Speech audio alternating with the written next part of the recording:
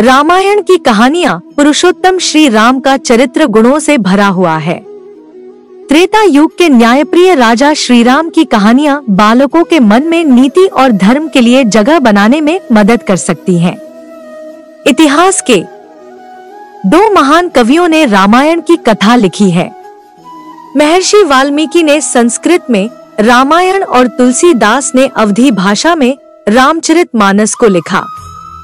बच्चों के लिए ये दोनों भाषाएं कठिन हो सकती हैं, इसलिए हम मॉम जंक्शन के कहानी सेक्शन में रामायण की कहानियां बिल्कुल सरल भाषा में लेकर आए हैं।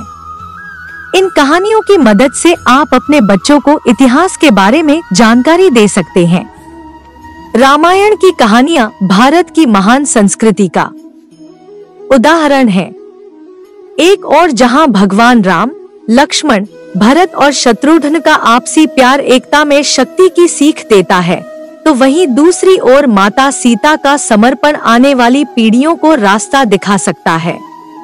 रावण के चरित्र से भी ये शिक्षा दी जा सकती है कि बुरे कर्मों का फल जरूर मिलता है, इसीलिए इंसान को कभी अहंकार नहीं करना चाहिए। साथ ही ये कहानियां कठिन समय का सामना संयम के साथ करने की सीख भी देती है। साथ ही रामायण की कथा माता पिता का आदर करना व अनुशासन में रहने की सीख भी देती है। आप इन कथाओं के जरिए बच्चों को बुराई पर अच्छाई की जीत का पाठ सिखाते हुए उनके मन में अच्छे संस्कारों को विकसित कर सकते हैं। रामायण की कहानी भगवान राम ने दिया हनुमान को मृत्यु दंड। हनुमान जी को भगवान राम का सबसे प्रिय भक्त माना जाता है। हनुमान जी भगवान राम से बहुत प्रेम करते थे। जब श्री राम अयोध्या के राजा बने तब हनुमान जी दिन रात उनकी सेवा में लगे रहते।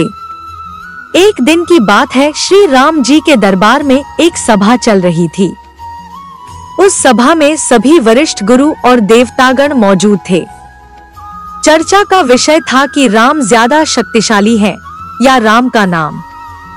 सब लोग राम को अधिक शक्तिशाली बता रहे थे और नारद मुनि का कहना था कि राम नाम में ज्यादा ताकत है।